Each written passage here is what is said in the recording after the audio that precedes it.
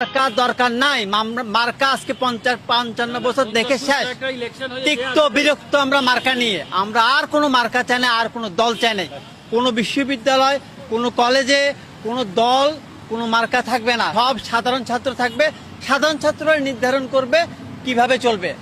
আর যত সরকারি সেবামূলক প্রতিষ্ঠান আছে, মেডিকেল, পাসপোর্ট, এয়ারপোর্ট থেকে শুরু করে সমস্তদেরকে কড়াভাবে বলা হোক যে জনগণের সেবা আগে দিতে হবে। তারা ভাত খেতে যাবে 2 ঘন্টা লাগাবে, নাস্তা খেতে 1 ঘন্টা লাগাবে, নো মোর। তাদেরকে বলা হবে চাকরি না করতে চাইলে ছেড়ে দেওয়া হোক, কিন্তু জনগণকে সেবা দিতে হবে।